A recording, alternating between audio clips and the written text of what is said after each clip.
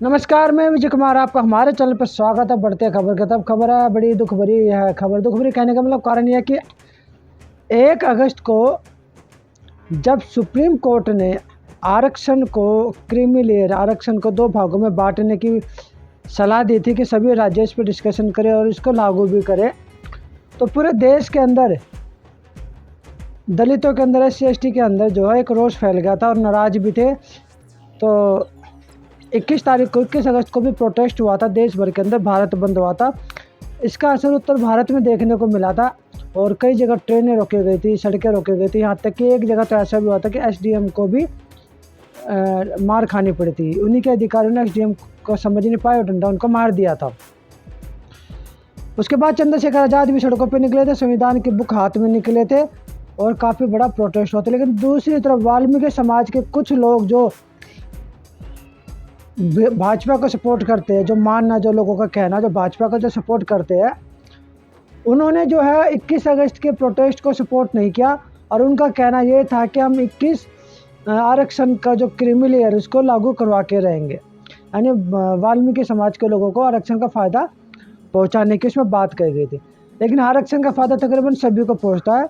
SC/ST के जब भी फॉर्म निकलते हैं तो उसमें SC/ST की वैकेंसी निकलती है, उसमें ये नहीं लिखा जाता फलाने समाज की वैकेंसी, SC की वैकेंसी आता है। SC का सर्टिफिकेट जिसके पास होता या ST का सर्टिफिकेट जिसके पास होता वो अप्लाई कर सकता। लेकिन लोगों की मानसिकता, लोगों को जब भड़काया जाता है तो दरार डाल ली जाती है। तो किस तरह से दरार डाली है तो आप लोगों ने देख ही लिया। जो 2 हिस्सों में वाल्मीकि समाज नाराज़ हो गया और चंद्रशेखर आज़ाद के पीछे हाथ धो के भी लगा और साथ में बोल भी रहा कि हम 11 लाख रुपए जो हमने दिए थे चंद्रशेखर आज़ाद को उसका भी वो ताना मारे। जबकि चंद्रशेखर आज़ाद पार्लियामेंट में पहुंचा और समाज की आवाज़ जो वो वहाँ पे उठाता है, तमाम समाज की आवाज़ उठाता है, बहुजन समाज की वो आवाज़ वहाँ पे उठाता है, यहाँ तक कि जनरल कैटेगरी के लोगों की भी आवाज़ उठाता है। समानता की बात वो करता, कभी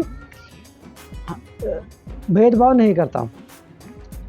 तो 11 सितंबर को चंद्रशेखर आज़ाद ने भी ऐलान किया था कि हम जो है 11 सितंबर 2024 को दिल्ली के रामलीला मैदान में एक रैली करेंगे और निष्कर्ष करेंगे, डिस्कशन करेंगे कि भाई संविधान के जो छेड़खानी हो रही है या क्रीमी लेयर बनाई जा रही है SC/ST के अंदर, जो क्रीमी लेयर बनाने की जो बात करी जा रही है, समाज को जो 2 हिस्सों में बांटने की जो कोशिश की जा रही है, उस बात को लेके 11 सितंबर 2024 को दिल्ली के रामलीला मैदान में एक रैली आयोजन की गई थी।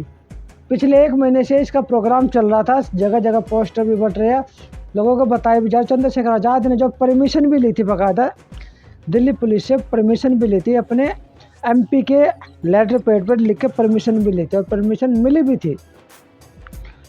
लेकिन अब परमिशन हो गई रद्द। तो भीम आर्मी के जो सतपाल तंवर, उन्होंने भी एक ट्वीट किया और मैसेज भी दिया कि अत्यंत दुखद सूचना, मोदी सरकार ने आरक्षण को बचाने के लिए 11 सितंबर 2024 को रामलीला मैदान दिल्ली में होने वाली आरक्षण बचाओ महारैली की अनुमति को रद्द कर दिया। हम नहीं झुकेंगे, आंदोलन जारी रहेगा। क्रांतिकारी जय भीम, जय वाल्मीकि, जय जोहार, जय साथियों।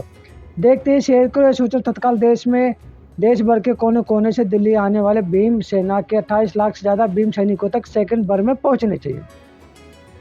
ये नवाब सतपाल तंवर ने लिखा है। उसके अलावा एक बात तो इन्होंने और भी लिखी है कि कृपया दिल्ली पुलिस के इस परमिशन रद्द के पत्र को शेयर अवश्य करें। यदि कोई साथी अपनी मेहनत मजदूरी छोड़कर आएगा तो दिहाड़ी से भी जाएगा और दिल्ली पुलिस भी मुकदमे दर्ज करेगी। 11 सितंबर दिल्ली चलो नहीं, मेरे प्रिय छोटे भाई ने भी प्रयास किया था, लेकिन मेरे बाद अब मेरे प्रिय छोटे भाई की परमिशन भी मोदी सरकार ने रद्द कर दी है। लेकिन दुख इस बात का कि मेरे छोटे भाई ने आरक्षण के लिए परमिशन नहीं लगाई, बल्कि अपनी पार्टी के राष्ट्रीय अधिवेशन के लिए लगाई थी। आदरणीय मोदी जी, माना कि मैं आपका विरोधी हूँ, मुझे आरक्षण पर परमिशन मत दो, कोई बात नहीं, लेकिन मेरे छोटे भाई को उनकी पार्टी के राष्ट्रीय अधिवेशन पर के तौर पर परमिशन दे देते। मैंने पहले भी उनके लिए बहुत त्याग किया। हर मुसीबत में मैं अपने छोटे भाई के साथ कंधे से कंधा मिलाकर खड़ा हूँ। ये कहना है सतपाल तंवर का। और स्क्रीन में साइड पे आप देख ही रहे हो कि परमिशन लेटर भी लगा। मैं थोड़ा सा परमिशन लेटर भी पढ़ के सुना दूँ, थोड़ा इंग्लिश में है। सब्जेक्ट क्या है? Regarding permission to hold national convention of the office bearer and party worker in Ramlila ground 11/9/2024। With reference to letter number 49/CS/MP/LS/2024 dated 20/8/2024 received from Shri Chandrasekhar Azad, Honorable Member of Parliament and National President of Azad Samaj Party, Kashiram, on the subject stated above and subsequent meeting of your good self with worthy DCP Central District regarding National Convention of the Office Bearer and Party Worker at Ramlila Ground on 11/9/2024 from सुबह 9 बजे से लेके 7 बजे तक. I have been directed to inform you that your request regarding permission to hold above mentioned event on 11/9/2024 has been considered, but the same has been rejected on the following ground. On the same date, यानी कि same तारीख को 11 तारीख को religious प्रोसेसन of Masoom का तजिया is also schedule in which nearly 30,000 से 40,000 people will participate and large number of police force will remain deployed in this event.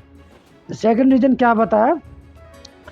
The procession of Masoom ka Tajia will pass through close proximity of proposed place of event. Additional event at Ramlila ground may cause huge problem of traffic movement in the area. ये permission letter था जो मैंने आपको पढ़ के भी सुना दिया, जो डिप्टी कमिश्नर ऑफ पुलिस ने लिखा है सेंट्रल डिस्ट्रिक्ट के, और copy forward to necessary action ACP Kamla market, SHO Kamla market.